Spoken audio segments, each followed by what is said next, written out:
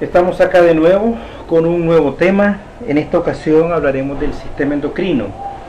Este es un tema que tiene muchos aspectos fisiológicos, pero vamos a tratar de proyectar aquellos aspectos más morfológicos, es decir, más estructurales. Probablemente algunas diapositivas ustedes las van a tener que pausar y las van a tener que estudiar con calma, y nos vamos a limitar a describir un poquito la parte estructural y a describir muy a grosso modo sus relaciones funcionales. El sistema endocrino es uno de los sistemas más importantes. Ya sabemos que está compuesto por una serie de glándulas de secreción interna que drenan su contenido de hormonas directamente al torrente sanguíneo, y vamos a ver las más importantes, ¿verdad?, para que este material les sirva de estudio tanto para su laboratorio así como su próximo examen teórico. Algunos elementos que tenemos que recordar en este tema es qué cosa es una glándula, qué cosa es una glándula exocrina y qué cosa es una glándula endocrina. Ya sabemos que una glándula, de manera general, es una invaginación de un epitelio superficial, es decir, aquí tenemos un epitelio de cubierta. Cuando este sufre una invaginación, el epitelio que queda hacia adentro queda rodeado de tejido conectivo. La unidad compuesta por tejido epitelial es lo que se conoce como el parénquima, que está compuesto a su vez de su adenómero, que es la parte estrictamente funcional, aquí es donde se secretan las diferentes sustancias, y también está compuesto por su conducto. La suma del conducto con su adenómero es lo que nosotros conocemos como el parénquima de la glándula, y el tejido conectivo que lo sostiene alrededor es lo que nosotros conocemos como estroma. Cuando esta invaginación ha ocurrido y hay una comunicación directa entre la unidad funcional y la superficie externa a través de un conducto, esto es lo que nosotros conocemos como una glándula exocrina o glándula con conducto. Aquí tenemos un ejemplo típico. Aquí tenemos un páncreas, un esquema de un páncreas, que es una de las glándulas donde podemos observar fácilmente los dos tipos de secreciones. De este color azul vemos los adenómeros exocrinos. Aquí tenemos las unidades productoras, aquí tenemos algunos gránulos de secreción que drenan directamente al interior y a través de diferentes conductos pues van atravesando y van uniéndose a otros conductos más gruesos hasta que llegan finalmente a un conducto final. Toda esta porción de color azul es lo que nosotros conocemos como glándula exocrina, que nosotros ya las hemos visto en otras ocasiones. La que nos interesa ahorita es el estudio de la glándula endocrina, que son en este caso representados por los islotes de Langerhans, que son unidades independientes que no tienen conducto, sin embargo tienen enormes cantidades de tejido vascular, en este caso capilares, y directamente las secreciones de las células drenan al torrente sanguíneo y de ahí pasan, ¿verdad?, a los órganos diana a ejercer su función específica. ¿Qué es una hormona? De manera general es una palabra que deriva del griego, que significa excitar o mover, y de manera general podemos decir que son productos de secreción interna de ciertos órganos, en este caso de las glándulas endocrinas, lo que hemos explicado, ¿verdad?, que vierten directamente su secreción y finalmente van a un órgano diana para inhibir, excitar o regular una función específica. Este es un esquema general donde podemos ver muchos de los tejidos, no todos, pero sí muchos de ellos, de los tejidos que tienen función hormonal. Muchas de estas glándulas nosotros ya las conocemos, ¿verdad?, y las vamos a describir con algunos ejemplos de secreción. Tenemos la glándula pineal, que es muy poco estudiada, ahí se secreta serotonina y melatonina. Tenemos la hipófisis, que es muy conocida en sus dos porciones, adenihipófisis, neurohipófisis. La tiroide, ubicada acá en el cuello, que es la que secreta T3, T4 y calcitonina. Y tenemos la paratiroides, ahí muy cerca de la glándula tiroidea. Tenemos el timo, que se considera también una glándula endocrina. Tenemos las suprarrenales, que también son muy conocidas. El riñón tiene funciones, además de función de filtración de la sangre, tiene funciones endocrinas mediante la síntesis de eritropoyetina. Y finalmente tenemos a las gónadas, que son también estructuras muy conocidas y que liberan los andrógenos, estrógeno y progesterona, en este caso representada por los testículos en el hombre y por los ovarios en la mujer.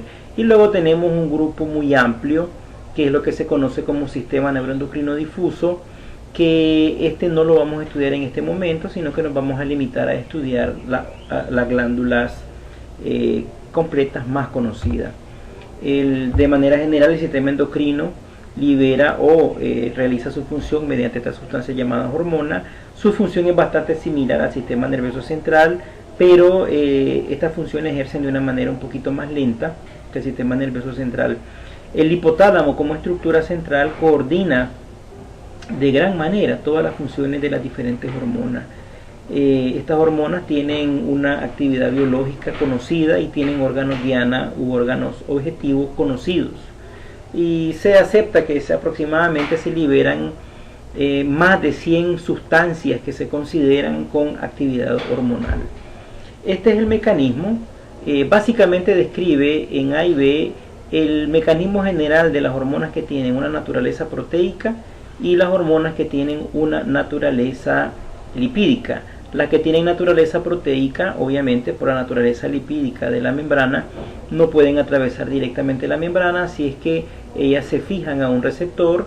El receptor es el que libera a través de segundos mensajeros, que son los que realmente van hacia el núcleo y son los que cambian la expresión génica, haciendo que ciertas sustancias se sinteticen y para que se dé el efecto fisiológico deseado.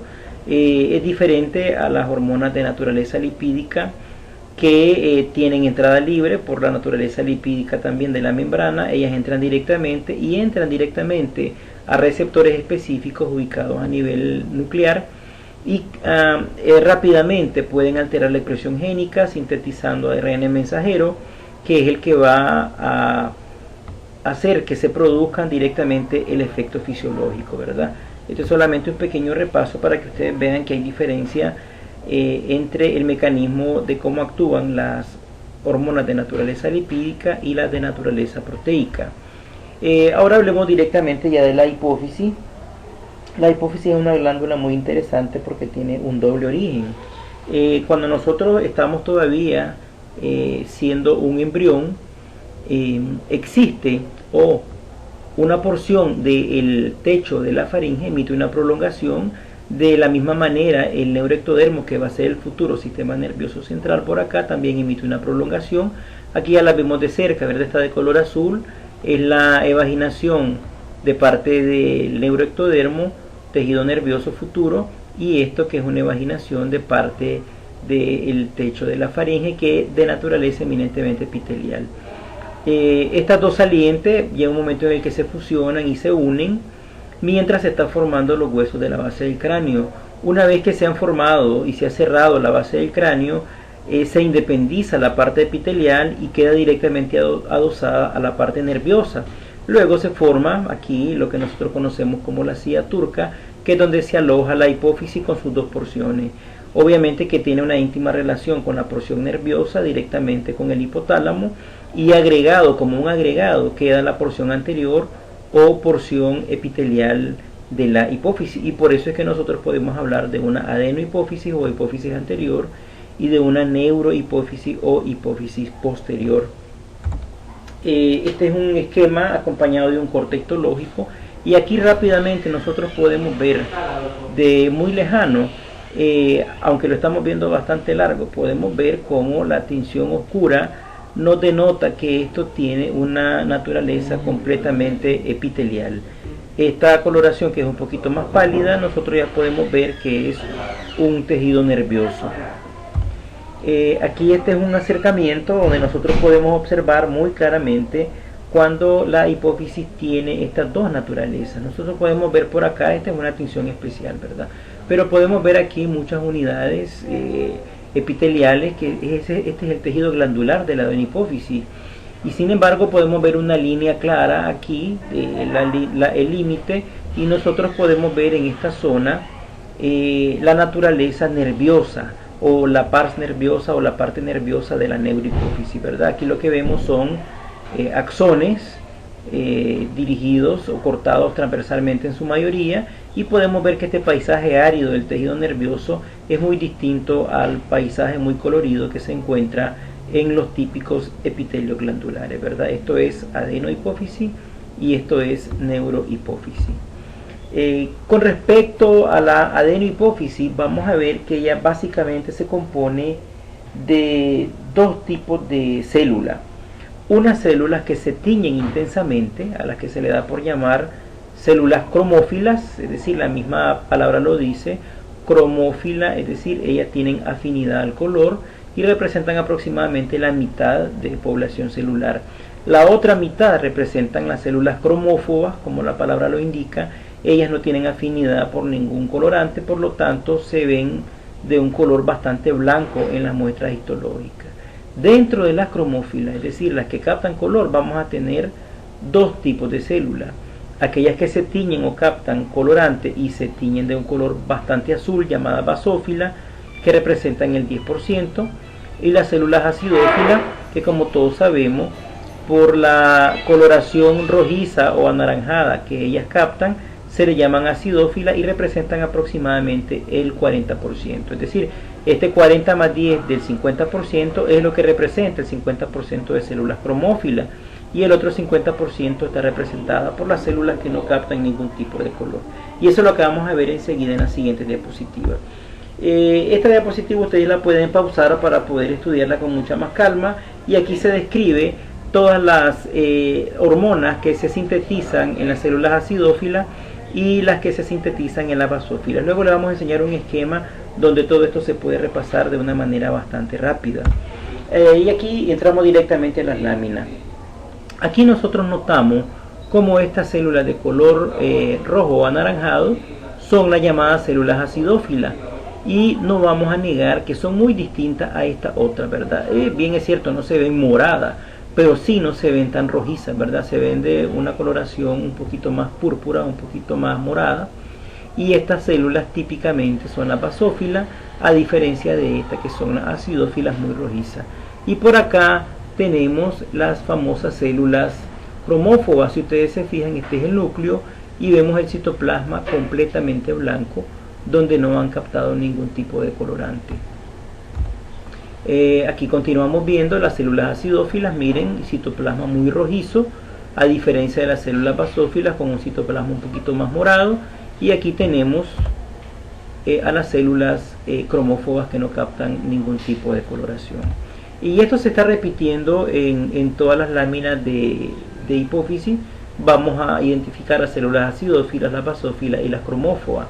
Aquí ya podemos ver en el lado derecho de su pantalla la adenohipófisis, y en el lado derecho la neurohipófisis con los típicos pituicitos, que son células que están sosteniendo a los diferentes axones que transcurren en esa parte de la neurohipófisis.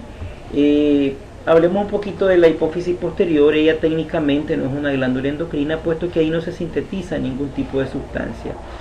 Las dos hormonas que se sintetizan ahí, que son oxitocina y vasopresina, son sintetizadas en los núcleos supraópticos y paraventriculares del hipotálamo. Por lo tanto, en la neurohipófisis solamente hay un almacenamiento de estas glándulas para su posterior liberación, ¿verdad? Aquí tenemos una imagen de la neurohipófisis con unas estructuras típicas que se conocen como cuerpos de Herring. Estos cuerpos de Herring representan porciones ensanchadas de los axones donde se ha acumulado gran cantidad de hormonas que hemos mencionado, ¿verdad? Oxitocina y vasopresina, que están listas para su liberación en la neurohipófisis. Este es un esquema muy útil. Este lo pueden pausar, este lo pueden buscar en los libros. Siempre hay un esquema bastante parecido a este, que es un esquema súper rápido para que nosotros podamos repasar las distintas porciones de la hipófisis, las hormonas que producen y los diferentes tipos de células que producen estas hormonas. Aquí tenemos, si ustedes se fijan, los núcleos supraópticos y paraventriculares en el hipotálamo, los paraventriculares sintetizando oxitocina, los supraópticos sintetizando ADH, y luego tenemos vemos cómo los axones son los que se acumulan en la porción de la neurohipófisis. Aquí tenemos un sistema portal, es decir, un sistema vascular muy amplio, donde se establece una comunicación muy amplia entre las células que componen el hipotálamo y las células que están secretando hormonas en la adenohipófisis. Hay una comunicación muy amplia, por eso es que hay una relación íntima entre hipotálamo y función de la hipófisis. Y aquí tenemos representada de una manera bien esquemática, bien sencilla, los dos tipos de células, la célula basófila y las células acidófilas. Y aquí tenemos las diferentes hormonas, y como si fuera poco también tenemos el órgano blanco y un super resumen de cuál es la función que ellos ejercen. De manera que este esquema les va a ser de mucha utilidad para poder repasar la función de cada una de las glándulas relacionadas con la parte morfológica o estructural. Hablemos un poco de la tiroides. La tiroides es una glándula que produce hormonas T3 y T4 que regulan básicamente el metabolismo a nivel general. Ellas tienen una histología única y particular, y es que tienen grandes islas o grandes espacios llenos de un material gelatinoso llamado coloide, que es rodeado por células cúbicas que se da por llamar células foliculares. Estos son los esquemas, ¿verdad?, de la hipófisis y de la tiroides y la paratiroides, que son unas glándulas que están íntimamente relacionadas ahí. Entonces esta porción moradita representa a la tiroides, y estas porciones verdes representan a la paratiroides. Ya viendo el esquema, nosotros vemos en color amarillo el epitelio que rodea a los diferentes folículos, de color morado el coloide, y entre los espacios entre un folículo y otro folículo hay unas células muy pequeñas que se llaman células parafoliculares, es decir, a la par de los folículos. Estas células son las que liberan calcitonina, que junto con la paratormona son las que regulan el metabolismo, principalmente el calcio. Aquí tenemos una vista bien general de la paratiroide. La paratiroide es histológicamente un poco más aburrida, pues es eminentemente tejido cúbico, epitelio cúbico. Algunas células se notan más oscuras que otras, y podemos diferenciar las llamadas células principales de las células oxífilas. Enseguida tenemos las imágenes histológicas. Aquí claramente en la parte superior nosotros podemos observar la tiroide. Vemos esos grandes lagos de color rosado que representan el coloide, y rodeando a cada unidad de coloide las células típicas cúbicas, que son las células foliculares. Y luego en medio podemos encontrar aquí, vamos a señalar unas células parafoliculares que se ven por acá en estos espacios que han quedado libres por aquí. Y estas son las células parafoliculares. Y enseguida en la parte inferior vemos la típica glándula paratiroidea. Igual aquí tenemos un panorama de la glándula tiroides con su típico coloide y sus típicas unidades en forma de folículos tiroideos. Siempre una imagen de tiroides. Yo pienso que esta imagen, una vez que se ha observado e identificado, pues es muy difícil olvidarla. Y aquí está señalando las células foliculares que rodean al coloide, aquí con esta flecha negra y con la flecha anaranjada, estas unidades celulares que están entre los espacios, que son las células parafoliculares, como ya les hemos dicho. Con respecto a la paratiroide, básicamente habíamos dicho que están constituidas por epitelio cúbico. Sin embargo, en ellas se pueden diferenciar dos poblaciones celulares, las llamadas células principales y las llamadas células oxífilas. Muchos autores aceptan de que las células oxífilas son células que fueron activas en un tiempo y luego ya pues quedaron sin función o han disminuido su función. Entonces las células principales son las que se conocen como las activas, y las células oxífilas las que están básicamente inactivas. Aquí tenemos en una panorámica de la paratiroide, vemos que estas glándulas que tienen un citoplasma más amplio y más rosado son las llamadas oxífilas inactivas, y estas que tienen un núcleo un poquito más oscuro y un citoplasma más reducido son las llamadas principales o células activas. Seguimos viendo siempre las células oxífilas con un citoplasma más amplio, y las células principales con un núcleo más prominente y un citoplasma más reducido. Hablemos un poquito ahora de la glándula suprarrenal. La glándula suprarrenal, al igual que la hipófisis, tiene un doble origen embriológico. Una porción de tejido nervioso que se diferencia en una estructura llamada cresta neural es lo que da lugar a la formación de la médula suprarrenal, y rodeada por un tejido epitelial nosotros encontramos la corteza suprarrenal. Por lo tanto, vamos a ver que la histología, o mejor dicho, el aspecto histológico de la médula es un poquito diferente al que nosotros vemos en la corteza. Básicamente, si nosotros estudiamos la corteza, que es totalmente epitelial, vamos a ver que se describen tres porciones. Esta glándula está rodeada por una cápsula, inmediatamente por debajo de la cápsula está la zona glomerular pequeña, luego le sigue la zona fasciculada bastante amplia y luego la zona reticular mucho más pequeña que las otras dos anteriores, ¿verdad? Y miremos en el esquema se ve muy bonito, ¿verdad? Porque aquí se ven unidades epiteliales formando pequeños grumos o pequeños acúmulos, que es lo que nosotros conocemos como los glomérulos. Aquí están los glomérulos, y formando una unidad más alargada están los fascículos, y formando una red de cordones cortos está la zona reticular, ¿verdad? Lo único es que a la hora de ver imágenes histológicas esto difiere un poco. Esta es una panorámica de la glándula suprarrenal, donde aquí nosotros podemos observar en el centro toda esa gran cantidad de lechos vasculares. Esto es lo que representa la médula, y tenemos como una imagen en espejo corteza para este lado y tenemos corteza para este lado, ¿verdad? De manera que hay cápsula en esta zona y hay cápsula en esta zona. Entonces aquí tenemos la zona glomerular fasciculada, la zona reticular, médula, y luego tenemos como imagen en espejo la zona fasciculada, la zona reticular y la zona glomerular, y otra vez llegamos a la corteza. De esta manera aparecen los cortes histológicos para que ustedes los puedan entender. Basta obviamente con observar una de estas zonas para poder describir todas sus porciones. Aquí nosotros lo más notorio en esta imagen, observando aquí como unos pequeños rayones que se observan en la zona de la corteza, esta zona amplia que se ve ahí como pequeños rayones de color rojo, esto corresponde a la zona fasciculada, que es la zona más amplia.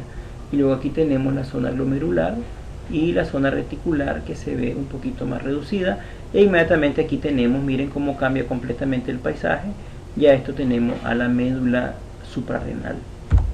Esto igual es una lámina para que ustedes puedan pausarla y puedan analizar y estudiar cuáles son las distintas hormonas que se secretan en cada una de las zonas de la glándula, tanto en la glomerular fasciculada como en la reticular. Aquí tenemos otra imagen de la glándula suprarrenal. Aquí se puede notar bastante bien ahí rotulado la zona glomerular inmediatamente por debajo de la cápsula, y logramos ver la zona fasciculada también bastante amplia. También aquí podemos ver bien rotulada la cápsula, la zona glomerular y la zona fasciculada. Estas imágenes son tomadas del Rose, de manera que en su libro de texto aparecen ahí también debidamente rotuladas. Aquí lo que se ve es la cápsula, un poco a la parte derecha la zona glomerular, y luego todo lo que es la zona fasciculada, que es la más amplia. Aquí tenemos una panorámica donde se logra ver la médula con una gran vena ahí central de gran tamaño, rodeada de músculo liso, como todos ya ustedes conocen la estructura de la vena, y luego vemos estos cordones cortos formados delimitando la zona reticular, y vemos el inicio de la zona fasciculada, ¿verdad? Básicamente esa es la histología de la glándula suprarrenal. Aquí tenemos una vista bastante cercana de la célula cromafine. Bueno, básicamente eso hemos descrito la histología del sistema endocrino, y en estas diapositivas pues que llevan bastante texto es el lugar donde ustedes van a estudiar un poquito más la relación estructura-función. Espero que este material bastante acortado les sea de alguna utilidad tanto para su examen como para su actividad de laboratorio. Muchas gracias.